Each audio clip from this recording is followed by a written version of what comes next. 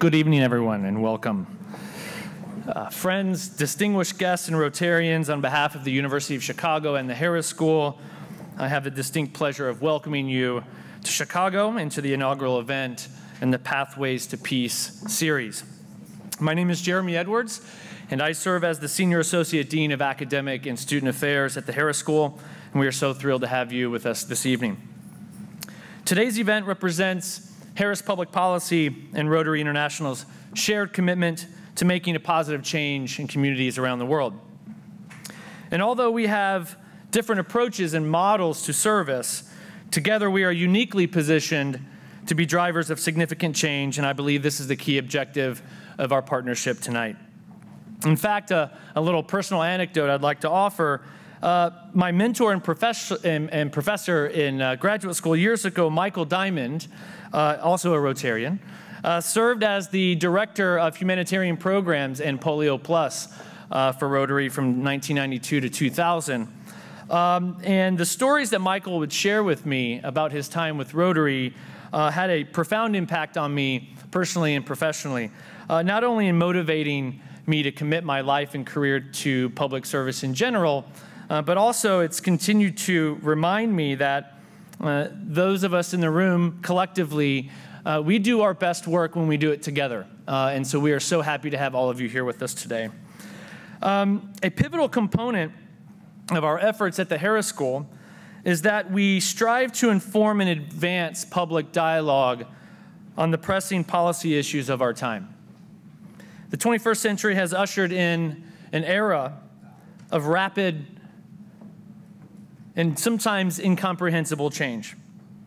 Citizens and communities, great and small, all around the world, are living in a near constant state of social, political, economic, and cultural upheaval. Even in our own backyard, from crime in Chicago to human rights violations in Syria and unending war in Afghanistan, our friends and neighbors around the world depend on the insight and the efforts that we together can make to improve their lives. The reality is that in many ways, the world is in fact healthier, more prosperous, and more peaceful than at any time in history. And so we face a very unique paradox of a world that is both turbulent and tranquil at the same time. Violent conflict represents one of the defining challenges of our time, with profound implications for both domestic and foreign policy. And our scholars at the Pearson Institute for the Study and Resolution of Global Conflicts are confronting this issue using the most rigorous, data-driven research approaches to inform policymaking and to create a world more at peace. So in short, we are joined today around a common goal. So let's ask the tough questions tonight. Let's explore innovative solutions, and let's learn and lean on each other as we see it through. So we have an outstanding program planned for you tonight, but before we get started, I wanted to extend a few special thanks to everyone who's made this evening possible. For starters, Rotary International and the Rotarians, for your vision and your support in making this series possible.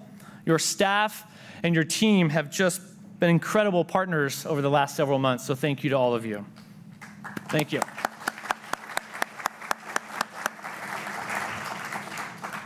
And also to our colleagues here at the University of Chicago International House, the building that you find yourself in today, for hosting us this evening.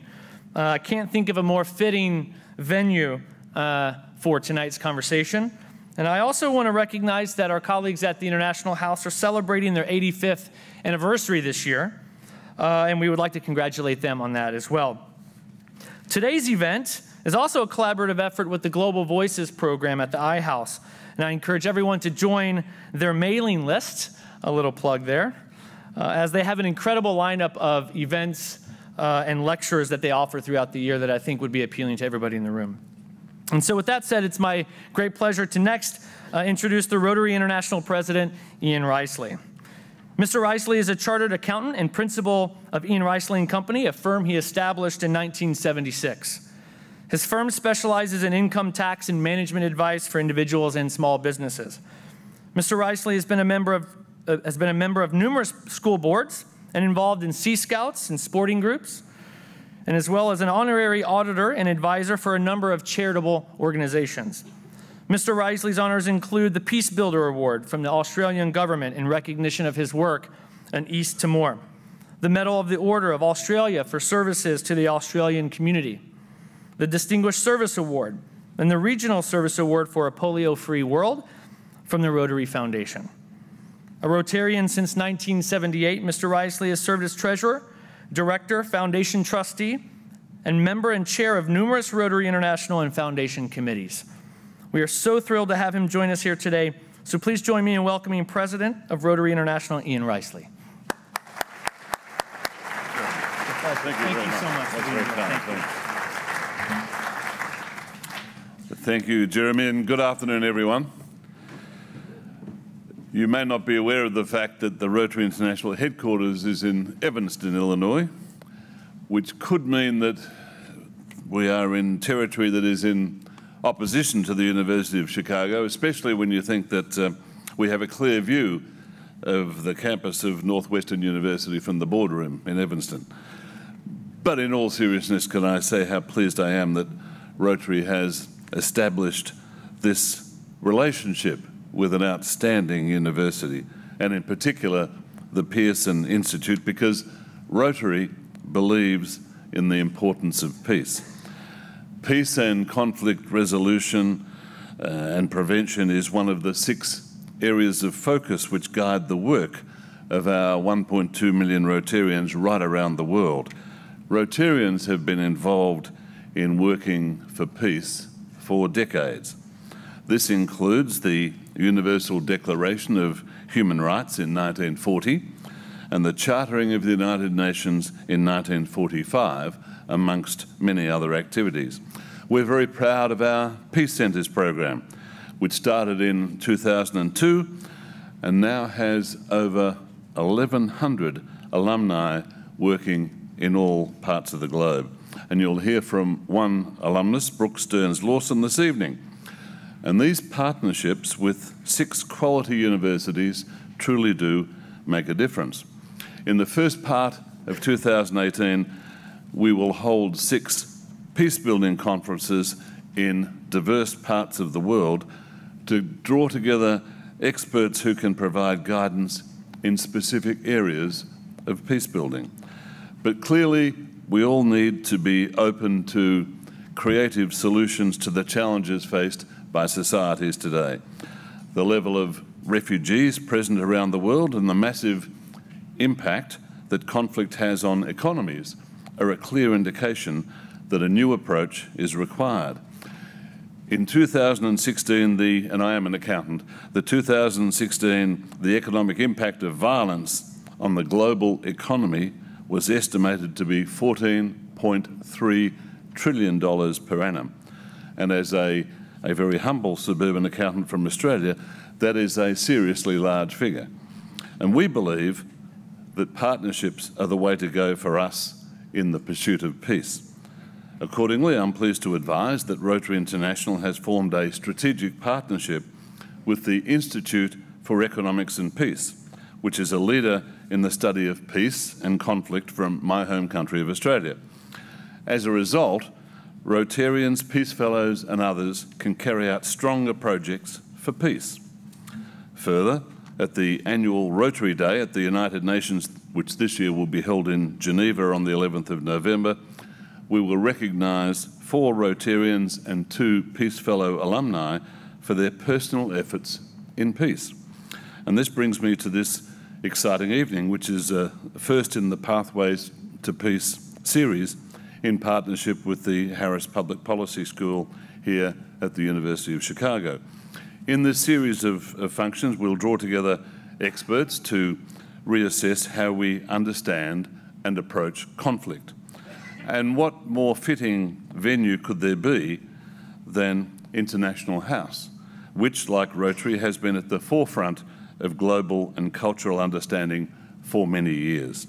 So, like you, I look forward to hearing from our esteemed panelists and invite you now to join me in welcoming them to the stage.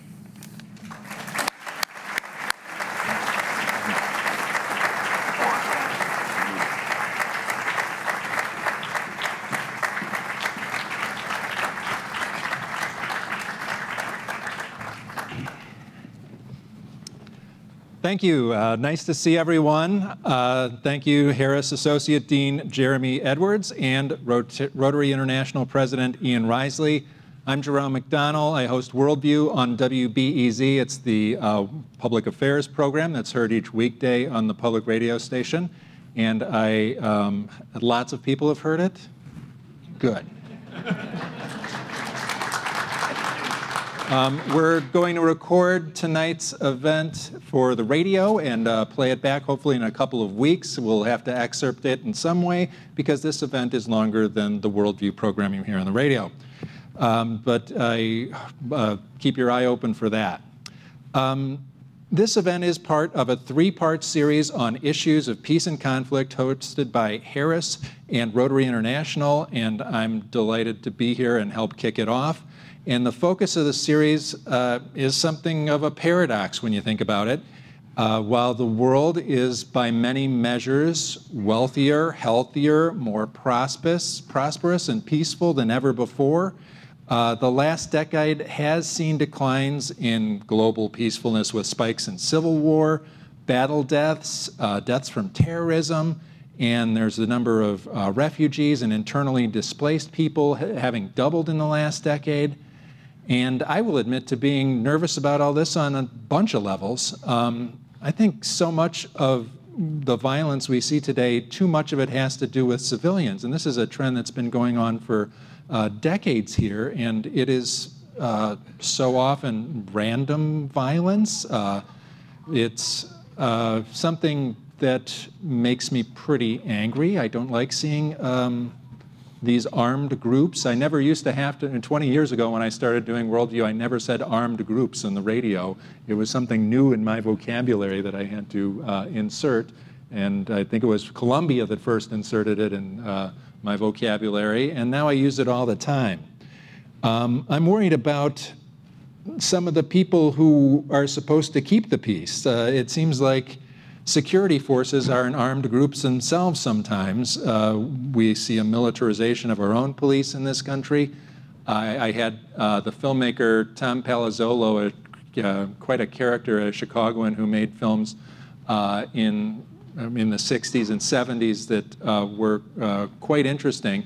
And he went to Marquette Park to record the Nazi march there in the early 70s. And, you know, it was a heated thing. There were a lot of hot demonstrators there, and there were the police there to keep the peace. And it was some guys with billy clubs, and they kind of had one of those helmets you flip down. But other than that, they were in their shirt sleeves. There were no vests. There was no armor. There was nothing beyond a police car sitting there. There were no military vehicles like we practically see at every demonstration these days. So I'm, really worried that keeping the peace sometimes looks like just more violence. I'm also worried about how fear is used by the politicians and the media and the fear of violence to mobilize people. You know, we're getting a picture blasted at us every day in the media and by politicians that sometimes I think is divorced from reality, and it's being used to manipulate people all the time, and in this city and in places all over the world. And I am kind of surprised at how well all that works. Tonight, on our Pathway to Peace conversation, we're going to address some of these uncertainties in how urban violence affects our communities here and abroad.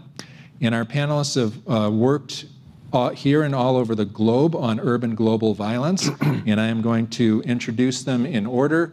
Gary Slutkin next to me is the founder and CEO of Cure Violence, and he's a professor of epidemiology and international health at the University of Illinois Chicago School of Public Health, and he's applied lessons learned from more than a decade of fighting epidemics in Africa and Asia to the creation of a public health model to reduce violence through behavior change and disease control methods. I'm sure lots of people here saw the movie The Interrupters about the work of Cure Violence.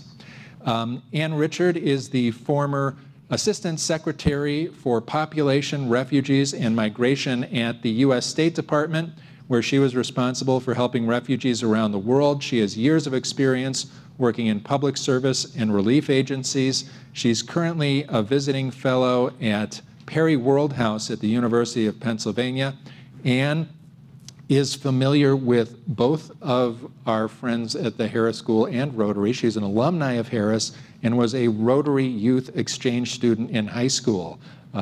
Way to go, Ann. Way to go, Rotary. And to her left is Christopher Blattman. He's the Ramalee E. Pearson Professor of Global Conflict Studies at the University of Chicago and the Pearson Institute. As an economist and political scientist, Professor Blattman focuses his study on the causes and solutions of poverty, crime, violence in developing countries with the current work in Uganda and Colombia. And Professor Blattman also leads the crime and violence sector at MIT's Poverty Action Lab and the Peace and Recovery Program at Innovations for Poverty Action. To Christopher's left is Brooke Stearns Lawson. She is a senior conflict advisor at USAID Africa Bureau, where her work focuses on conflict in Southern and West Africa.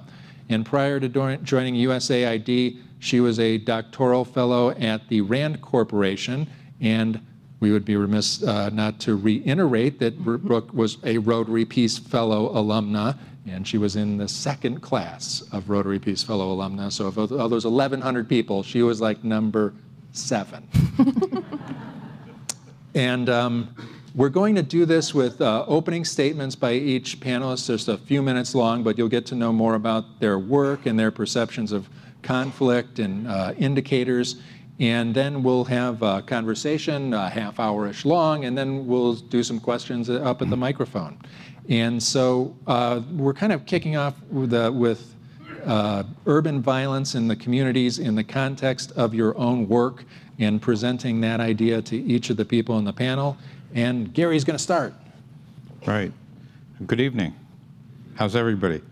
So I'm a physician, and I get credit for having gone to medical school a couple blocks this way. And I'm an epidemiologist, and my previous work was at World Health Organization. As Jerome said, I worked on epidemics of cholera and tuberculosis and AIDS, mostly in Central and East Africa, to a lesser extent in Asia and Latin America for about 15 years. I ran the intervention unit for World Health. This was a unit that was charged with developing behavior change methods and guiding countries around the world in how to do behavior change. For the last 20 years or so, I've been working with, I founded what's called Cure Violence. I did this when I came back to the US. And this is an NGO that is dedicated to reducing violence using epidemic control or behavior change methods. Looking at violence, we can see through maps and charts and graphs, it behaves exactly like all other epidemic issues. And we're now one of the more highly rated NGOs in the world, which is not something we set out to be. We're working in 25 cities in the US and about 10 countries in Latin America, including Mexico and Honduras and El Salvador, and also in the Caribbean. And we're working in Syria and in the West Bank, and we have some work in South Africa, and we worked in the Kenya election in 2013 using these methods, and we're now getting involved in conflict zones. We see violence, as I just mentioned, as an epidemic process, and the scientific literature is now confirming this, and the Institute of Medicine put out a report in 2013 showing it in this way, which is a different way than the usual way of thinking about it, and we're now seeing even the brain processes that cause this contagion. I mean, we can see this contagion in the streets here in the form of retaliations. You can look at Rwanda's epidemic as a point source epidemic with secondary waves. And of course, Syria, which has caused so much disaster. The mass shootings and violent extremism are also contagious processes. I mean, to this, the results that we've been getting have been in the range of 40 to 70% reductions in shootings and killings. We're getting 50% in Mexico, and we're in 88% in Honduras and San Pedro Sula. And there's been about 6 or 8 independent evaluations of this work. And this is reviewed on the second page of this handout, which has been distributed.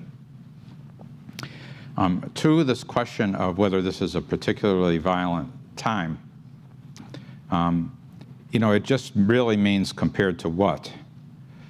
So compared to 5 years ago, definitely. Compared to World War II, no. But in terms of risks, I don't think that it has a lesser risk than any period because we're playing nuclear chicken with Korea. And in terms of impact of the violence, as will be discussed here by others on the panel, I'm sure, the number of refugees, the number of displaced people, the political impact, the fear, all of this is nearly unprecedented, and certainly in the last 50 or 70 years. So I think I'll leave it at that to say that there's a lot of political instability in this country. The ground of economic inequality and lack of trust in government that's in this country and in other countries, this is, to epidemiologists, the dirty water as compared to cholera. This is always preceding and underlying epidemic processes. And what I hope we can get to is that you can't predict when epidemics are going to happen, but you need to be sure that you have the infrastructure for preventing first events and their spread. And that infrastructure does not exist internationally. Gary Slutkin. Ann Richard, former Assistant Secretary of State for Population and Refugee Migration in the U.S. State Department. You're next. Thank you.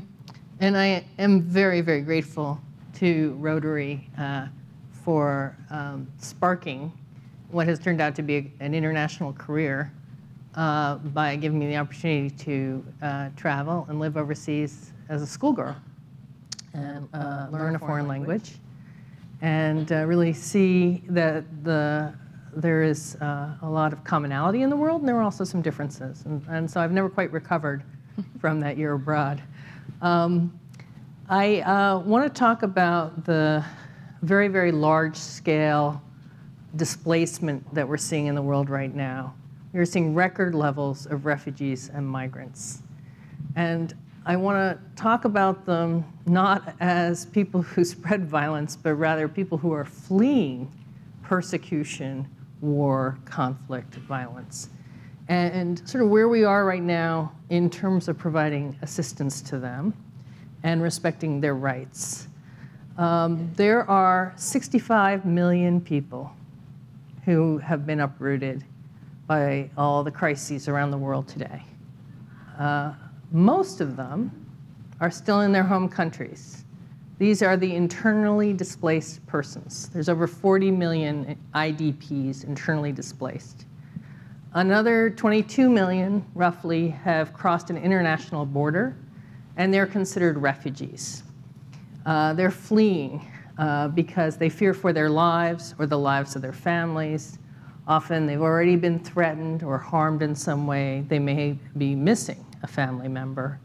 And they are looking to the international community of nations to help them because their own governments have been unable to. And so they have fled very, very dangerous situations. Of these 22 million refugees, 60% are living in cities. 80% of the IDPs are living in cities, or as the experts like to say, urban environments. I like to say cities. And somebody got that, that's good. You might not know that, because when a journalist goes out and his editor says, take a picture of the refugees, they're going to go to a camp. So we think of tent cities like the big one in northern Jordan, Zatri, or huts in Africa, like in Dadaab camp in Kenya, that are very, very large. Hundreds of thousands of people live in them. But most refugees are trying to make it on their own. And why? It's because they want to live as normal lives as possible. They want their kids to go to local school. They want to work and support themselves. They want to go shopping and decide what they'll eat instead of lining up to be handed a ration.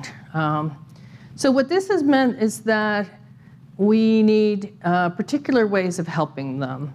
In some cases, it makes more sense to hand them an ATM card than to ask them to come in and get a food package. And then with that ATM card, they can shop at a local merchant. So there's sort of a potential for win-win. Most refugees are not spreading violence. They are the victims of violence. They are trying to find stability for their families, a future for their families. And it's been very difficult in the last few years, this idea that refugees could somehow be terrorists, that these two terms have almost become synonymous. Another trend has been that I talked to the president of the International Committee of the Red Cross about this yesterday when he was in Washington. Many governments are comfortable providing aid to people overseas, but they're not really working hard to uphold rights, to sue for peace, to prevent mistreatment and detention of prisoners, to allow people to leave dangerous places and aid to get in, of protecting aid workers as they go about their business. These so-called humanitarian principles that are part of the Red Cross movement that many countries are supposed to adhere to are being eroded. And we see this in Syria. It's another place where it's a very good example where cities have been besieged and people have been starving and they don't know where to go for safety. So are refugees involved in violence? Yes, they're fleeing violence. Are they spreading violence? No, most of them, especially the ones who are coming to the United States in the refugee resettlement program that's in the news today and tomorrow, are people who are highly motivated. They are people who take an action. They have propelled themselves to get to safety. They want a future for themselves. They work very hard. And they know a lot, though. They have a personal history often with violence. And Richard, next we're moving over to Christopher Blattman from the Pearson Center for Global Conflict Studies. Nice to Great, thank you very much. And the Pearson Institute, which is so new, it's so nice to have like such a local and such an established partner in this kind of work. From the sense of urban violence, most of my experience comes from 3 places. One is a long time working in Monrovia, Liberia broadly, but especially the capital, Monrovia, which many people may not know is essentially America's African colony. I've been spending the last 2 years a lot of time in Medellin, Colombia, which if you've been watching Narcos on Netflix, you've seen Medellin in the 1980s, but some of that urban violence still continues to this day. Monrovia is a place where a lot of the violence perhaps could not be more disorganized. Crime and violence is extremely disorganized, and it's perhaps harder to find places other than Medellin where violence is more organized. So very different places. And then just in the last 2 months, I've started working on the south side of Chicago. So I don't consider myself anywhere near an expert, but somewhere that in some sense is in between, but in many ways is closer to the Liberia style of violence than Medellin. And I think this typology and this sort of category, it's important not to think of urban violence as something. There's lots of different kinds of violence. I think if I had to sort of crudely clump things into buckets, I'd say, well, there's violence that comes from a profit motive. So somebody who's killed as a byproduct of a mugging, or people who may be killed or explicitly murdered in the pursuit of a drug trade. These are murders that either may serve an economic purpose or perhaps are just a byproduct of an economic purpose, and that's an important cluster of violence. There's violence that arises in partly or maybe largely out of passions. This is violence between people who often know one another. It might be a husband and wife. It might be 2 young men on the same block. It might be 2 young men from rival gangs, which may just mean a few blocks away. A lot of that passion, a lot of this violence, not all of it, but a lot of this violence is spur of the moment. A lot of it looks a lot like the sort of epidemic style of violence that Gary's describing. It's a reasonably good description. And And it can be impulsive. It can be the wrong decision for a lot of people. So it's not strategic in that sense. And then I'd say there's a third class of violence. I came from studying a lot of civil conflict and ethnic conflict before getting into urban violence. A lot of conflict you can think of as armed groups or essentially organizations in conflict, in active warfare. And there may be passions involved, and there is probably some form of greed or profit involved. But a lot of the time, you can think of this as in most places, most of the time, in most of the world, and most of history, these groups have managed to coexist and gain what they want. They strike some bargain. And violence in this case is, and war between these groups, whether it's state actors or non-state actors, is in some sense an evidence of bargains breaking down. So these are three really different forms of violence. And it's important to think about these causes of violence as distinct because every solution to something like urban violence has behind it a problem, right? In some sense, the solution in itself is a solution to a specific problem. And if we don't try to think about what the problem is, if we take for granted what the problem is, or we never stop and pause, which is a problem that confronts a lot of poverty, then we may end up designing the wrong solution. So if I were to go to Medellin, as I went to Medellin for the first time 2 years ago, I'm thinking that some of this epidemiological style of work and some of the behavioral work that I'm doing to cool the passions and eliminate certain types of violence, this is relevant, but to a very small fraction. It's simply not probably the solution that's appropriate for that context.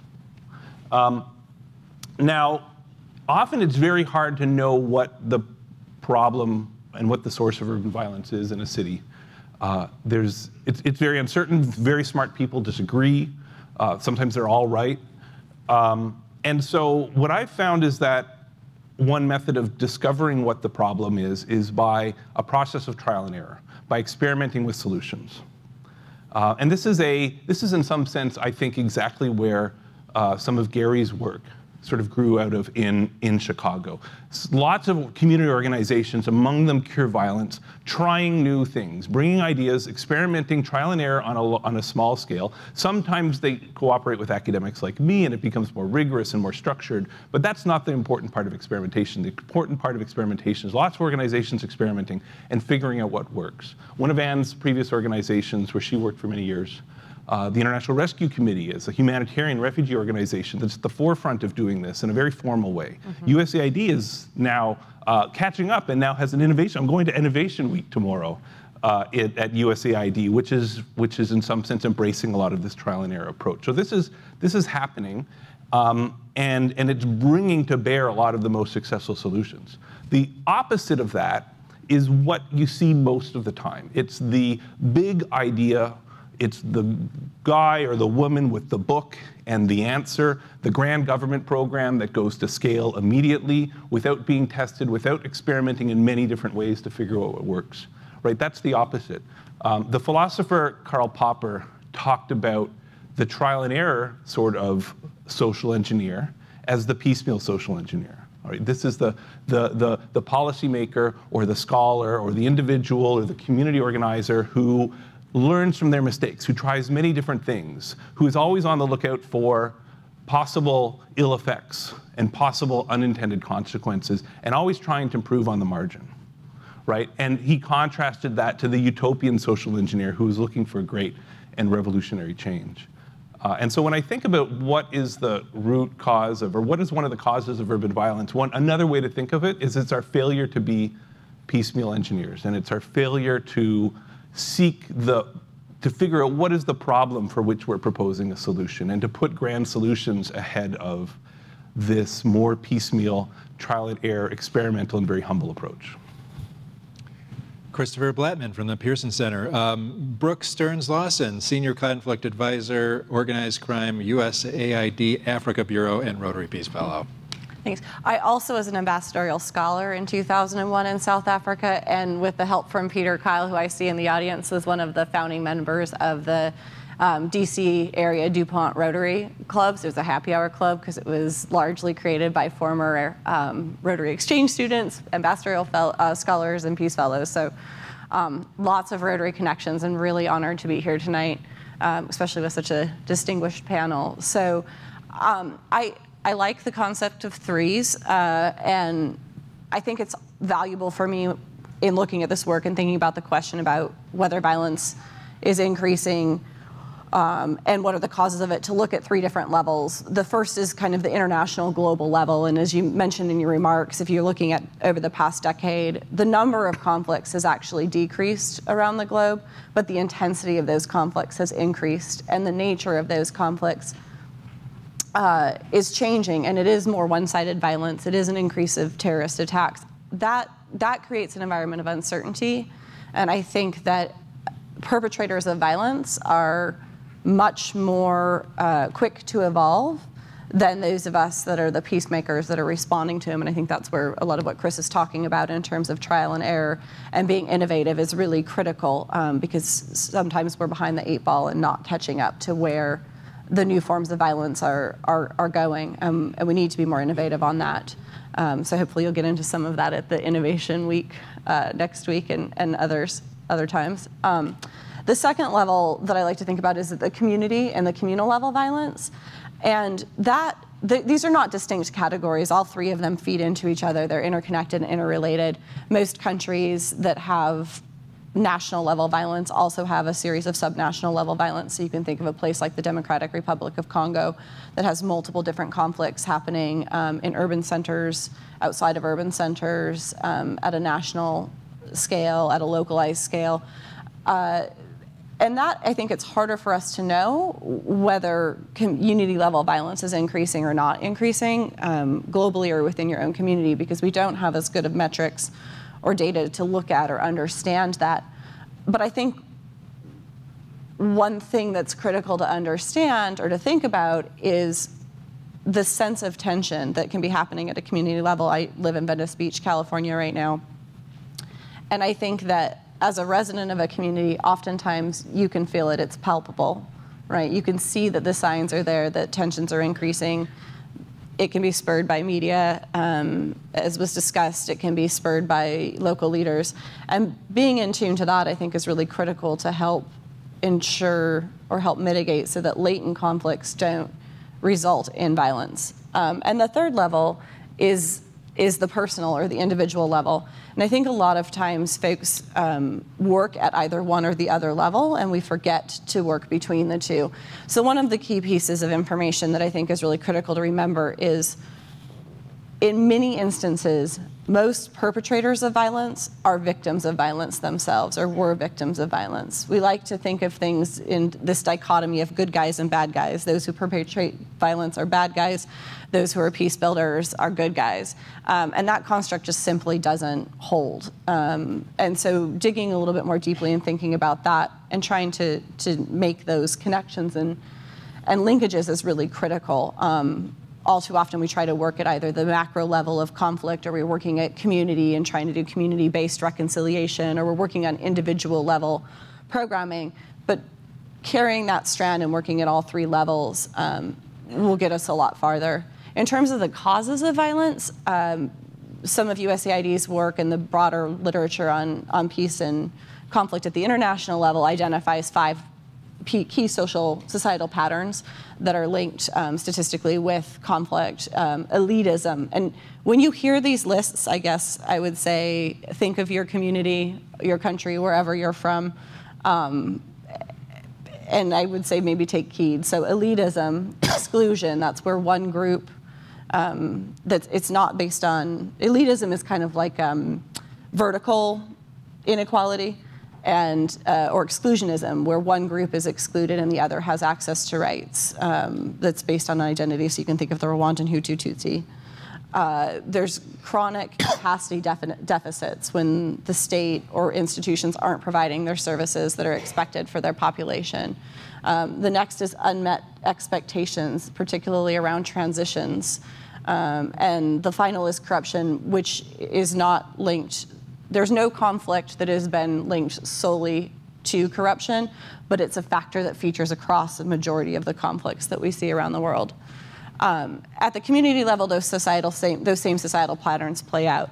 And then at the individual level, there's a lot of work that's been done to help understand what risk factors are present for an individual to commit violence. So you have the adverse childhood experiences study, and this goes back to what I was talking about earlier, that most perpetrators of violence are victims of violence themselves.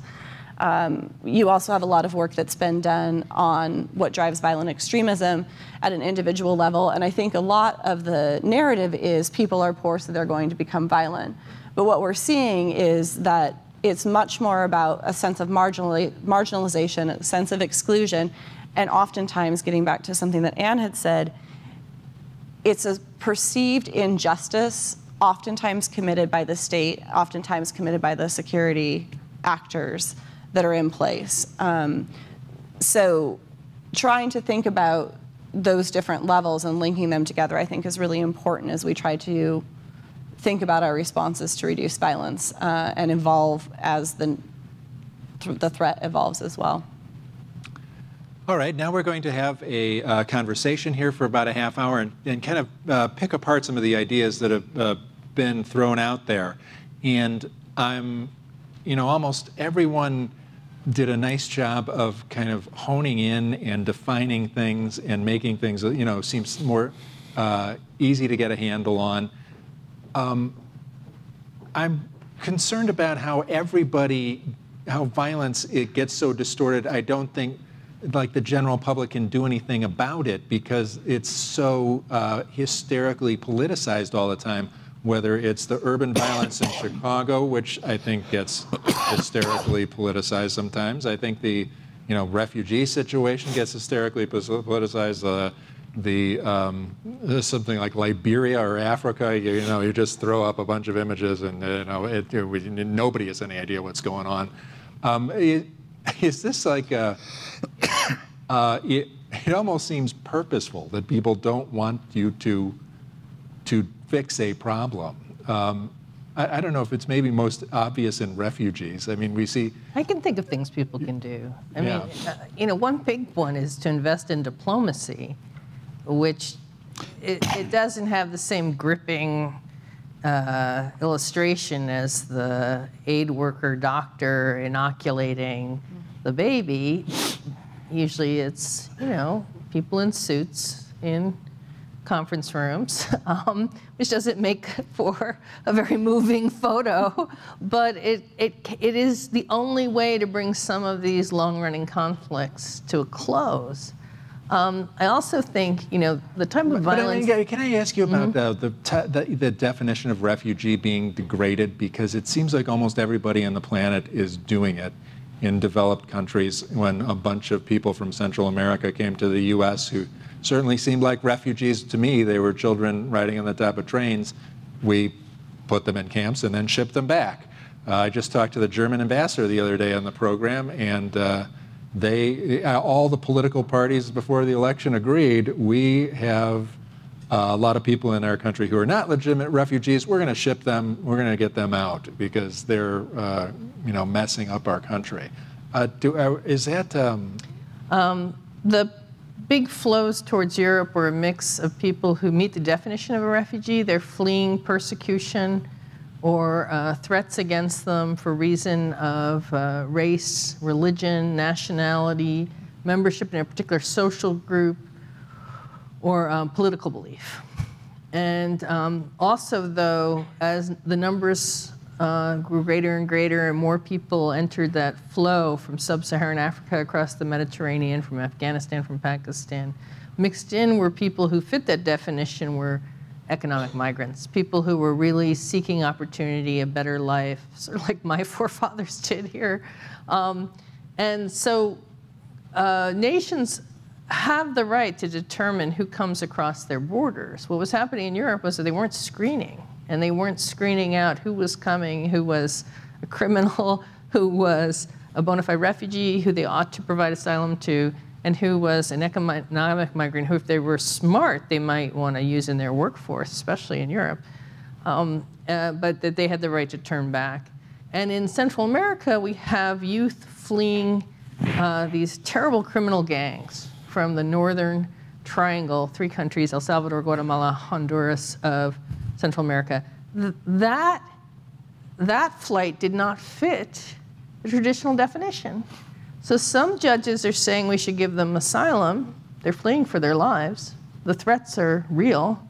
And some have said, well, they don't really fit the definition, you know, and I remember discussing this with some US senators, including one who's now the Attorney General, who said, you know, there's criminality everywhere. We don't have a special responsibility to protect people from criminals. And so that gets very complicated, and that's why I think you see sort of a mixed response to it, not particularly coherent.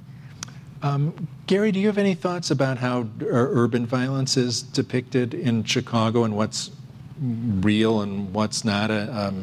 It seems like sometimes, you know, leadership kind of walls off certain areas and thinks, well, the problem is there, and you know, is there a kind of willfulness not to address it? I've spent quite a bit of time thinking about this as well as working on this, and as you know, we've talked about this. And originally I was trying to figure out whether it's didn't care, don't know what to do, or doesn't affect me, and I landed on didn't know what to do. Now I'm not exactly sure that that is the right answer, because there is a lot of data on what works here. And so just to say a few more things about Chicago, as some of you may know, Chicago is in a very serious epidemic right now, that the city went from 425 killings in the year 2014, not to 450, or to 500, or to 600, or to 700, but to 760. It's a major city to have that kind of a jump. There's no other city that has done that in this country.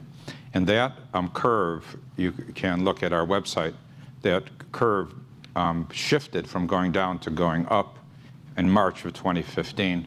It was predicted.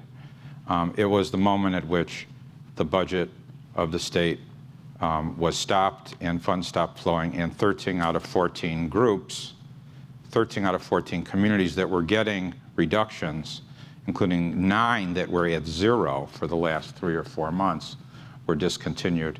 And one community that continued to have this public health intervention, that was South Shore, the 4th Police District, continued to go down. And the one that had the largest amount of intervention was the one that went up the most. Now, there are other factors that happened later in that year, such as the Laquan McDonald thing and lack of trust and all of this.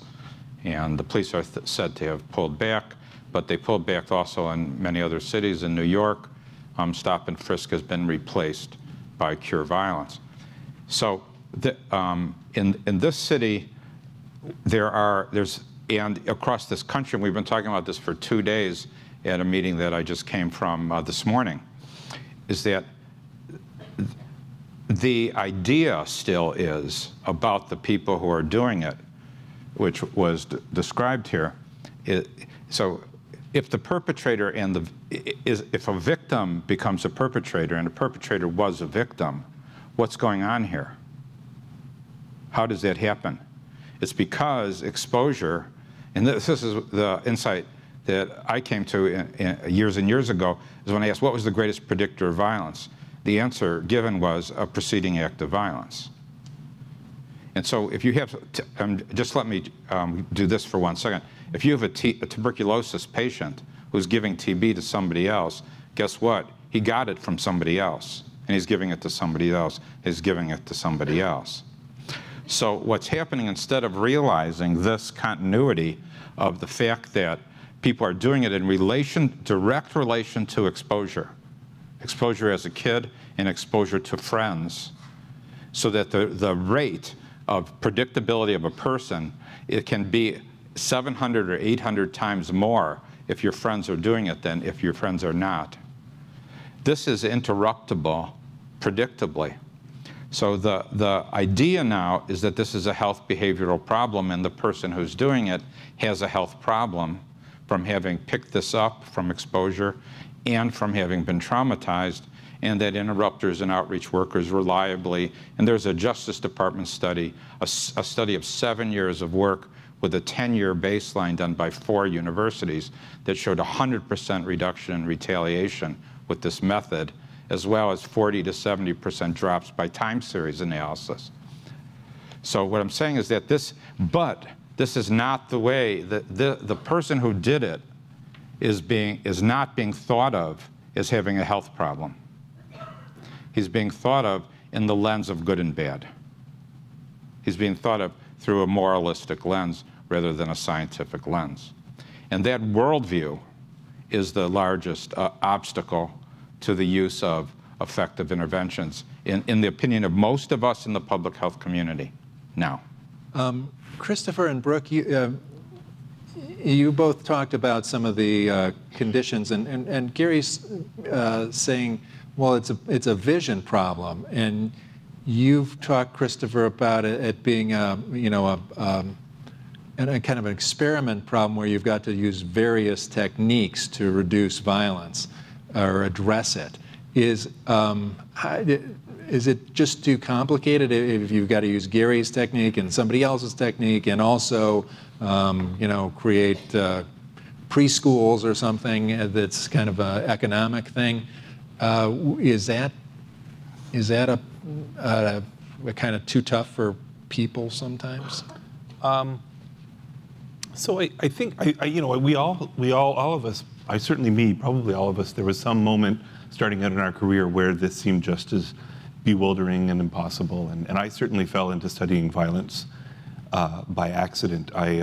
Specifically, I met my wife, who was working in a very, very slow internet cafe in Kenya, and she was working in a conflict zone. So I decided I should follow this woman I'd met there, and before I knew it, I was studying conflict. So not all of us find this because. And now I'm a professor of global conflict studies, and so we all follow circuitous paths, and we don't come into this knowing the answer. And it is a hard. I'm not going to pretend it's an easy problem, but I think Anne and Gary are right in that we've learned a lot. I think there are, and I don't want what I describe to sound like a technical solution. I want lots of organizations like Gary's trying lots of things out, but then when they find something that seems to have some traction and works in a number of places, as I think this does, then you gotta just,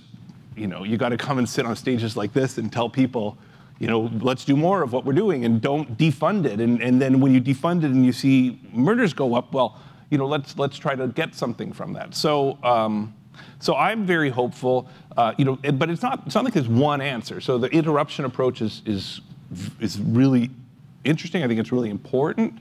But right now I'm doing a study of a different kind of intervention that, indeed, Gary's organization is one of the implementers in Chicago.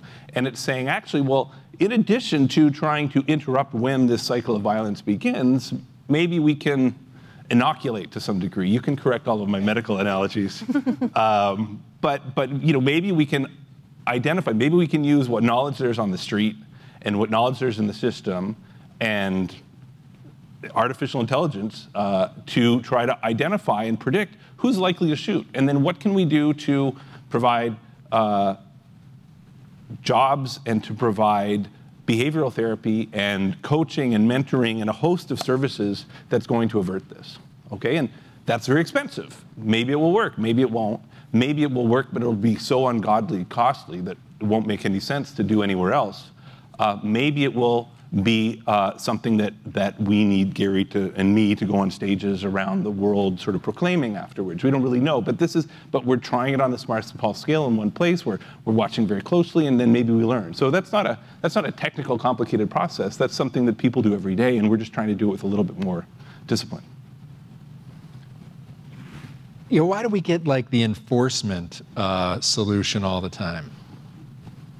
That seems to be the the kind of go-to. You don't take out your toolkit of social fixers and go to work. You bring out the enforcement, and we see it all layered with racism these days, and we got an answer. This is largely from worldview. This is, I don't know if that's the name of your show or not, but this, I mean, it's largely about the worldview that the people are bad. They need to be taught a lesson. They need to be shown that we mean business, et cetera, et cetera. Whereas behavior is, and you know, for those who have studied behavior, and you just pick up at the university bookstore here, Social Psychology 101, I pick up the new one every 2 or 3 years. Punishment is extraordinarily overvalued. It's not the main way in which people learn behavior. It's not the main way behavior is maintained nor changed, especially among teenagers who are wired to take risk and be defiant and care mostly about what their friends think rather than the risk of other things, including death or consequences, and so on. So what, you know, are the main manifestors of behavior are what you see around you unconsciously that you pick up, and what you think your friends do, even though people don't admit that. By the way, I see that nobody's smoking here. And so, whereas when I was in medical school, 1/3 of us were smoking while we were watching angiograms. But I don't see the police here. Maybe they are, but that isn't why we're not smoking. The norms have changed. And this is a behavior, smoking behavior, eating behavior, violent behavior, sexual behavior. These are just behaviors.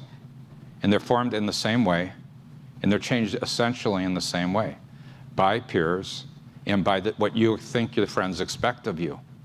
And that's the approach that's being used. But the challenge is still that punishment is being valued and the people are being thought of as BAD.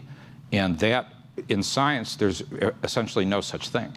I mean, you look under the microscope, you don't find the badness. I mean, it doesn't exist in science. You know, if someone comes in with chest pain, you don't say, well, is it good or bad? You're trying to understand what it is and why and what you need to do. And that's the approach that is, and you know, to Chris's point, you know, this is not completely, what do you say, like protocoled, but you know, so there needs to be adaptations and experimentation, like you say, but it's not just interruption. It's interruption and behavior change and services and shifting norms. And how are norms shifted? They're shifted by what you think your friends expect of you, which, by the way, is why I'm wearing this ridiculous thing. Because I think that you expected this of me, but I didn't really pay attention. I didn't think that through. It's just, you know, what I automatically, unconsciously did. Look at this thing, for example. I just wanted to say, too, on that, I think part of it, as you raise, is the enforcement is easy, right? We understand what that looks like. It's discrete, and the outcome is clear, and it's clearly linked to the action, at least initially. Then what we don't see is that a majority of violent extremist youths, as the UNDP study that just came out indicate, like 76% of them said that action, what they perceived of as an unjust action by government, was the main reason that they joined an extremist organization. But the enforcement part of it's easy. What's harder is to think about cognitive behavioral therapy. What's harder and takes more time and takes more commitment is to make changes to the social norms. And I think that the peace building community, and it does have to be adapted to the particular situation and the particular causes of violence, and that's nuanced. And I think that solutions that are nuanced are challenging to articulate, to get support for, and to show the impacts of. And so that nuance that's so critical for the success is part of the downfall for getting the attention and the efforts in. It's much easier just to, you know, to go to enforcement. Well, there's a whole other thing. I mean, nobody knows what public health does. Nobody has any idea. All that we've done is increase life expectancy by 3 or 4 decades, made sure that kids now live when they used to die, and have eliminated major diseases like smallpox and leprosy. And you did that? Yeah, no. All I've done is learn some of those methods and apply them to something else, and then to something else. That's all. Don't But forget polio, you're speaking to the Rotary audience. But what I'm saying is, Especially polio. why does no one know what public health does? Yeah, polio, which Rotary is a super global hero in. Really, it's unbelievable. Polio, so what? Why does no one know what public health does? Because we don't say, here's the tuberculosis patient, we caught him. It's all done behind the scenes. We used to lock them up in spots for them. You're exactly right. Just as with violence, we used to demonize and moralize around leprosy. These people are evil, plague. You know, take the widows and drag them around the moat, throw people into the well. Our brain size is the same as when we did that. And that's the way that they'll look at us in the future for what we're doing now. But what we didn't know is the invisible of bacteria. We didn't know about invisible microorganisms. What is not so clearly known now, but it is known, and it's written up in this Institute of Medicine, is the brain processes that process the seeing of violence into the likelihood of doing it, or the approval addiction that the dopamine pathway and the pain pathway cause people to go on. We know the brain processes of copying and following now. And Richard, you want to? Well, as the panel was talking, I realized I had forgotten to talk about one particular type of violence that refugees can be victimized by, which is sexual and gender-based violence. Whenever there's a big group of people on the march or fleeing, there's chaos, people get separated, you see an increase in rape and in other forms of sexual violence, or GBV, as the aid workers say. And you know, our responses to it are try to help victims after it happens. And we're kind of lousy at preventing it from happening in the first place, even though we know that the odds are very good it's going to happen. And as you were talking about how, you know, this can be a generational passing along, this introduces then violence into a family that's under a great deal of stress. And that's where perhaps the next generation, the children of refugees, could potentially, you know, they've witnessed violence. They've seen that already. They've experienced it in their family. So that could reoccur, I suppose. Brooke Stearns Lawson, I really enjoyed that list you gave there: elitism, exclusion, capacity, deficit state, unmet expectations, corruption. So we just change the social norms and everything is fixed. Is there somebody, can you tell us something about your work in Southern Africa and a place that is kind of is getting somewhere with some of this? Yeah, no, I think it's, I mean, I think that's a lot of the work that aid tries to work on. A lot of it is difficult because, and this is one of the places where I think we need to be modest, if you're trying to address something like elitism, that's difficult. That's a difficult problem to fix with foreign assistance. That's embedded cultural norms.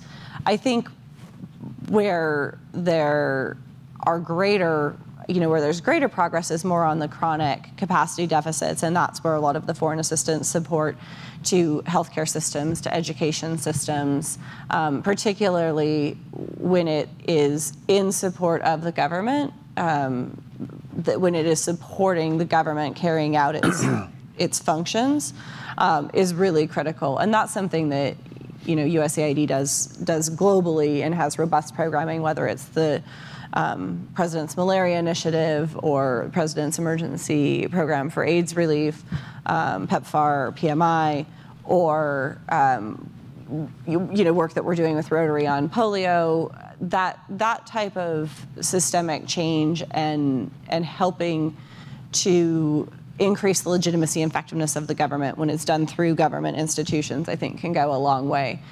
There's also a lot of good work that can be done on anti-corruption, and that's being done around the world. And those are kind of the two areas where I think foreign assistance is most effective.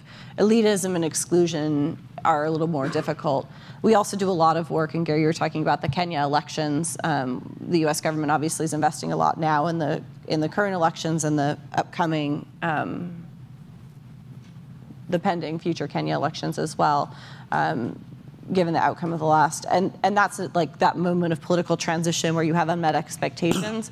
There's a lot of work that can be done around having peaceful dialogues and discussions around politics. A lot of things I think that could be usefully applied in the United States as well, that I think are really critical.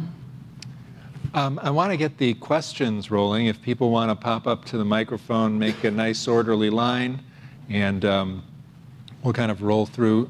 Peacefully. Peacefully. We're going to have a peaceful question and answer session. Please. We could do that. And ma'am, if you want to just fire right up. The United States today has more people behind bars than virtually any other country almost in the world, more than Stalin's authoritarian regime that we so deplored ever sent to the Gulag. Would you all care to address how that may impact on the violence, not only in how we're trying to deal with it, but whether it really makes things far, far worse? Mass incarceration, everybody's looking at you, Gary. Oh, really? Does anybody else want to take it? Christopher, you want Chris, you want to say something? I've worked for 2 months in Chicago. I have one short thing to say, which is, you know how sometimes we look back on the Middle Ages and we go, leeches, what were they thinking? I think mass incarceration is going to be one of those things that in the future people will look back at us and say, what were they thinking? And that it was sort of an open secret that rape was happening and people were so ill-treated and they were like finishing schools for criminals. I'm not at all authorized or knowledgeable about this issue, but I thought I'd say that. I think globally they already are.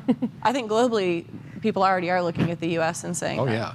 And I will say 2 days ago, David Rudman, who's I think a really interesting sort of quasi-scholar, quasi-policy person, he now leads a think tank whose name is escaping me, put out, if you just Google David Rudman mass incarceration, what he did is he reanalyzed maybe the 40 studies out there that we have, and all of this from across the US, different states, different time periods, and overturns a lot of mistaken beliefs, and I think finds just absolutely no evidence that this is achieving what people thought it might achieve, which is reduced crime. So in terms of maybe the only thing I can add is the sum total of dozens of studies and all the data seems to suggest this is not achieving the whole purpose or what it set out. So this suggests that Anne may be right.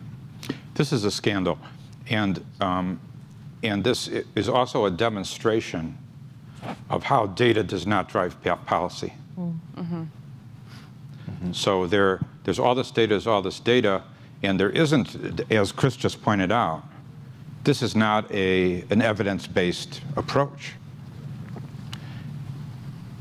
So. I have one other question. Can I just add one thing? I had this. A person's rap sheet should be viewed as a list of untreated moments. It should be seen in this way. I was a prosecutor in Cook County in '74, and then the murder rate was every bit as high as it is now. So what happens? You alluded to it, but maybe you could spend more time, Mr. Slotkin, talking about what drives it up and what drives it down. Violence has an epidemic nature. It drives itself up, and then it exhausts itself. I mean, it may have initiating factors, and the U.S. curves, you can say some things about the 60s and say some things about the 80s and 90s because there's a bump and then there's another bump.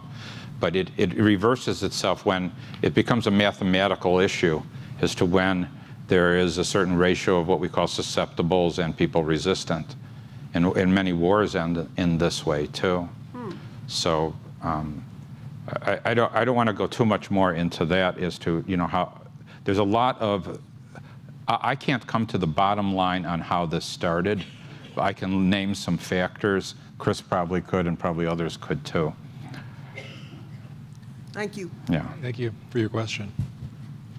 Good evening. My name is Stephen Akana. Glad to have another Peace Fellow on the panel. I'm going to make a comment and then ask a question. One of the things that I didn't see properly problematized is the role of the state in driving everything that you've just mentioned.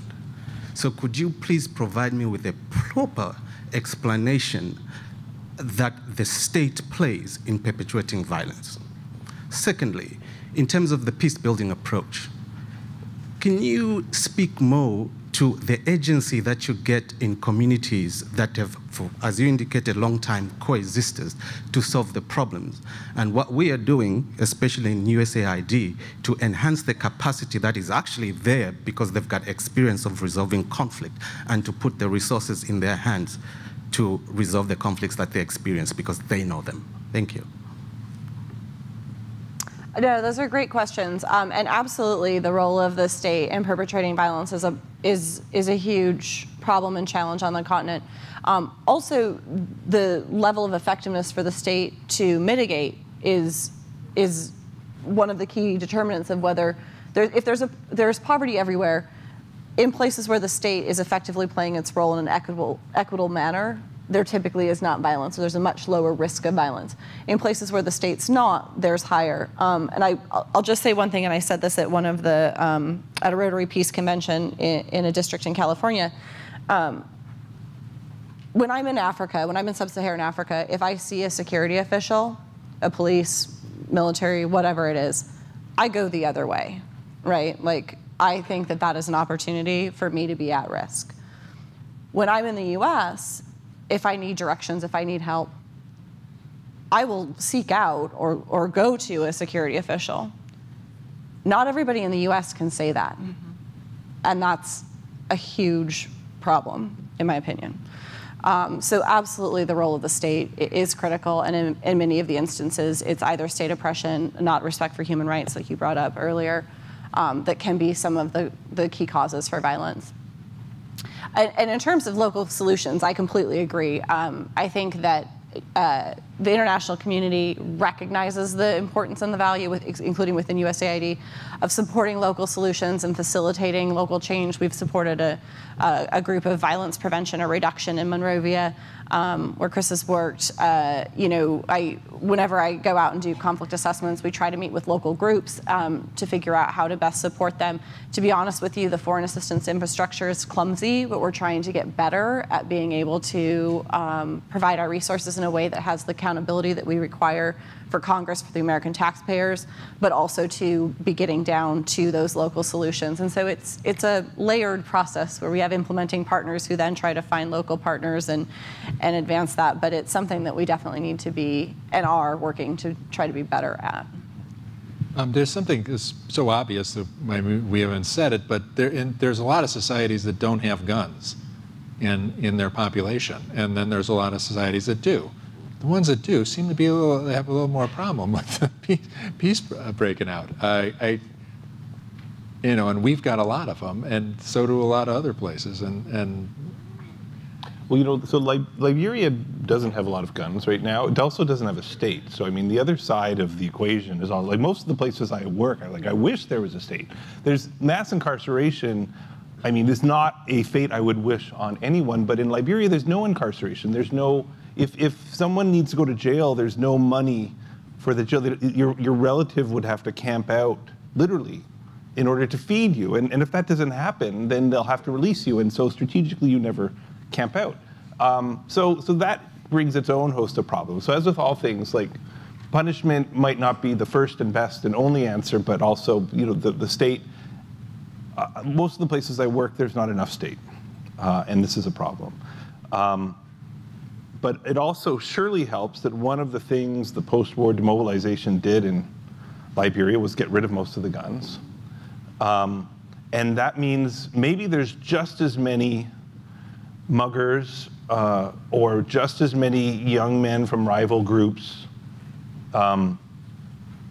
punching each other in the nose, getting into disputes and fights. There's just a limit to how much damage you can do. And that may, in turn, limit the need and the desire, the injustice that drives retaliation. So I personally believe that. But I don't know. Let's take another question.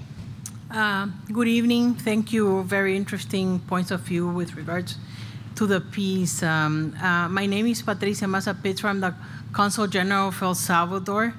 And I wanted to, get to the back countries of the United States.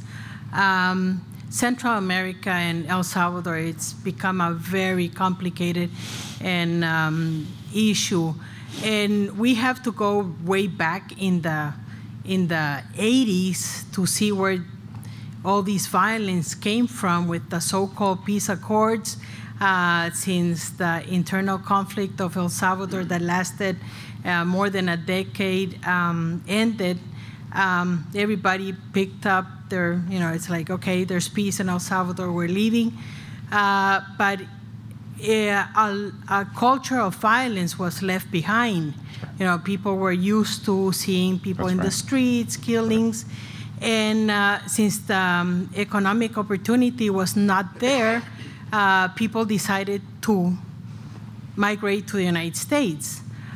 So there was a disintegration of family. Some immigration reliefs were given for temporary protected status for Salvadorians, but only the adults were here. The children were left behind. Some moved to LA, so there was a spread of gangs. I remember, I've been doing this for 20-something years. I remember when the Bush administrations, that we said to the administration, the gang problem is becoming bad, and it's going to become worse. Now we have multi-corporations that, they work together with the different countries, from Mexico to the Northern Triangle of Central America. They deal with money laundering, they deal with drugs, they deal with human trafficking. So, and we all know that the long-term solution is from education and building a peace culture and giving the newer generations opportunities through education. But the short term, where does the short term? It's like, as the jails are overcrowded, gangs. I've heard recordings when people come to the consulates via WhatsApp, telling the person that's here, if you don't send me, and this is a low wage person earning minimum salary, telling them, if you don't send me $6,000, so and so it's gonna get killed, and they go forward and do them if they don't, just to give them some proof that they're telling them what's gonna happen. So you want short-term solutions? Short-term solutions, and one correction. With when the miners were coming in the crisis in the border, it was a marketing. They were already, they were not just turned back. The Office of Refugee Resettlement worked really closely with our government, so it's been successful, the family reunification. I just want to, what is the short-term solutions or the possible short-term solutions that you see? The El Salvador one is a fantastic example of cyclical. I mean, boy, we were sending the gangs. It's amazing. Do you have any thoughts on that? Yeah, three things quickly.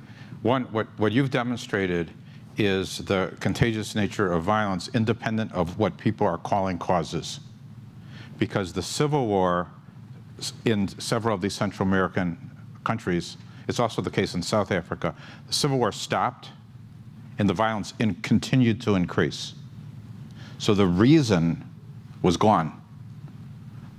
So it was the continuous, the kids don't know what reasons are, no matter what they're saying.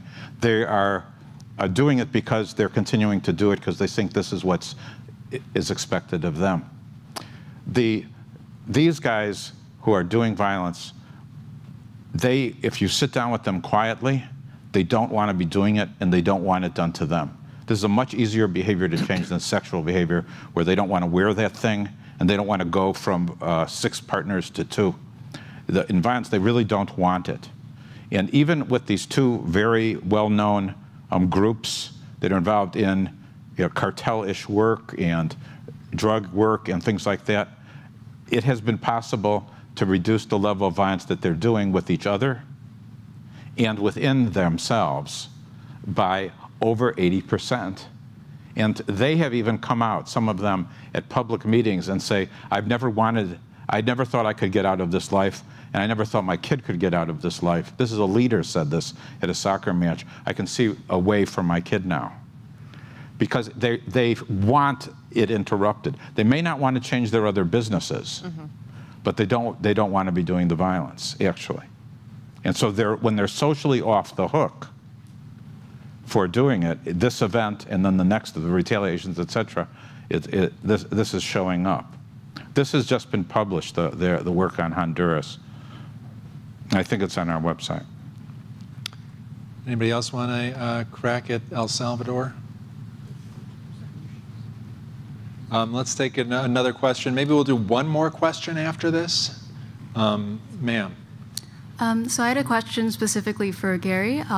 Given that you've talked so much about this epidemiological model of viewing violence, I guess, and spoke to essentially how, not just how acts of violence directly against people, but how having friends who are engaged in violence is such a factor, and it effectively creates this person-to-person model of spreading violence. How do you feel this is applicable to different but similar cases? For example, substance abuse, where perhaps it's not an action done to someone else, but it is still something that's very influenced by peers. How do you feel like this model can be applied to other situations, and do you feel that other organizations are applying this model? So did you say talk to cops in your first sentence, or no? No, okay, I just misheard that. Well, the substance abuse and, which is a behavior, and smoking, which is a behavior, have a slightly additional problem, which is that they're addictive.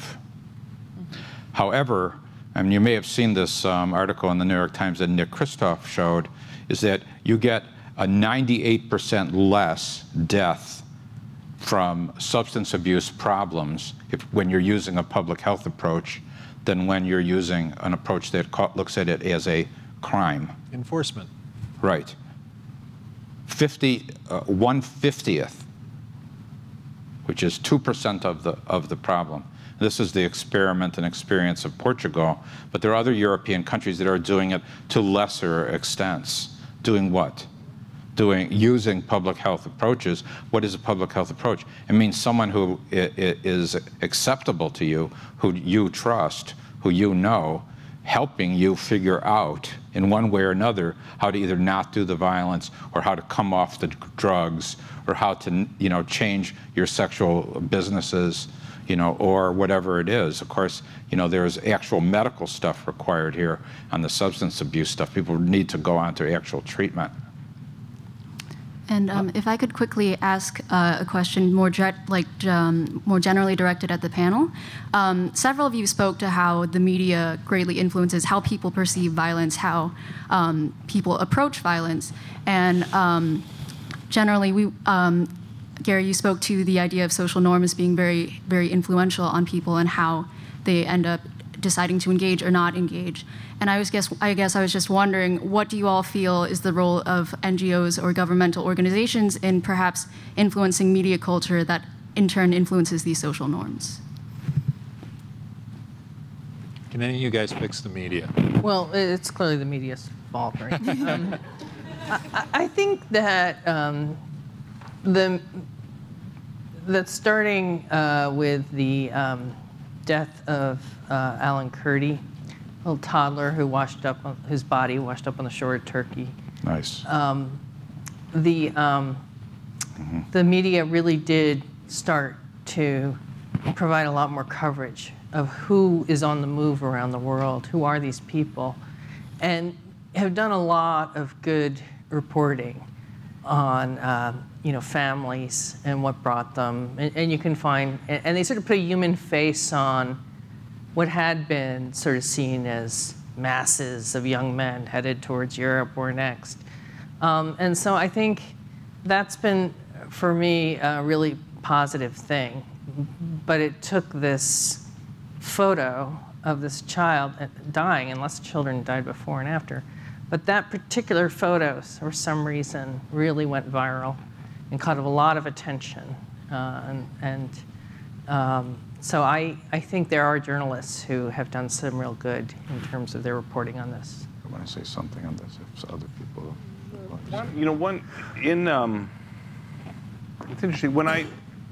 In the U.S., when you see NGOs and civil society organizations operating in a place like Chicago, I think they're from here often. Maybe they're from those communities in many cases.